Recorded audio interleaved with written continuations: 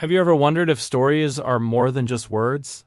What if they were echoes of something real, something that could be brought back to life? This is the world of the refracted truth, Chronicles of the Narrative Archaeologist. Welcome to our first season, The Five Buried Narratives.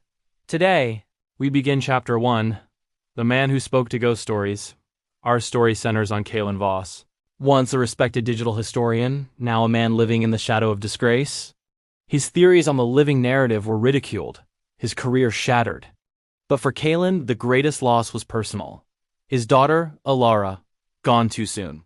He spends his days sifting through digital noise, not for academic validation, but for a ghost. He's searching for fragments of her voice, her digital footprint, anything to prove she's not just a memory. This brings us to our first parable, the echo chamber. Imagine a room where every word spoken never fades. It just bounces off the walls, growing fainter but never truly disappearing.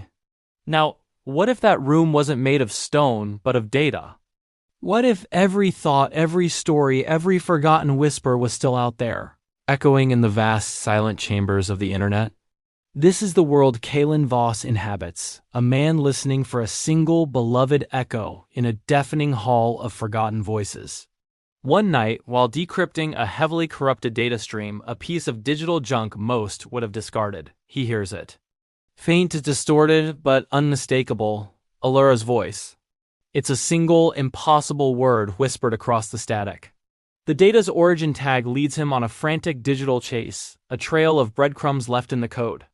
It points to a location so remote, so absurd, it has to be either a dead end or the answer he's been desperately seeking. A decommissioned server farm buried deep beneath the Siberian ice.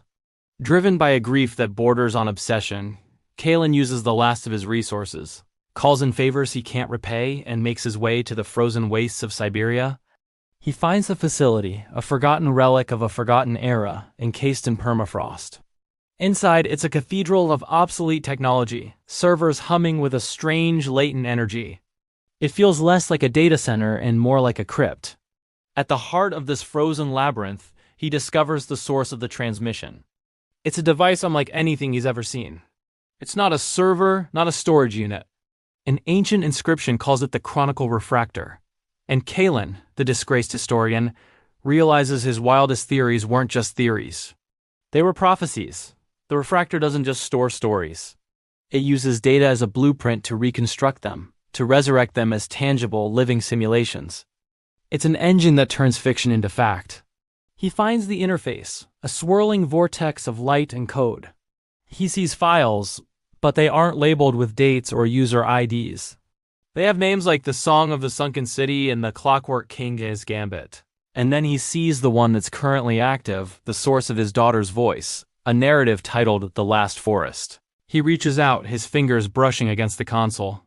He doesn't know what he's doing, only that he needs to get closer to that voice. As his hand makes contact, the entire facility shudders. The air grows thick, humid, smelling of damp earth and blooming flowers.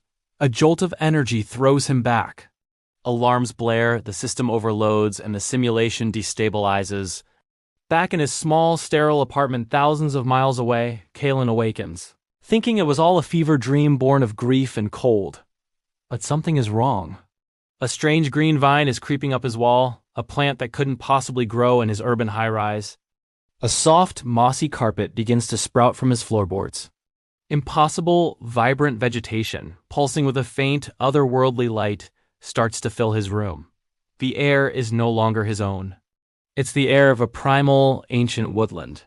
The story isn't just in the machine anymore. The first narrative, The Last Forest, is bleeding into his reality. The echo chamber has shattered, and its ghosts are walking out. What happens when a story decides it doesn't want to be told, but wants to be lived? What happens when the world you know is overwritten by a world that shouldn't exist? The line between the reader and the narrative has been erased. That's all for Chapter 1. The next part of our story is coming, and you won't want to miss it. We'll dive headfirst into the world that's taking over Kalen's life in Chapter 2. The Last Forest remembers you. We'll explore our next parable, the root and the seed, to understand how a story can plant itself in our world. Thank you for joining us on this journey. If you're as captivated as we are, make sure to hit that subscribe button. And turn on notifications so you be the first to know when Chapter 2 drops. We can't wait to continue this adventure with you. See you next time.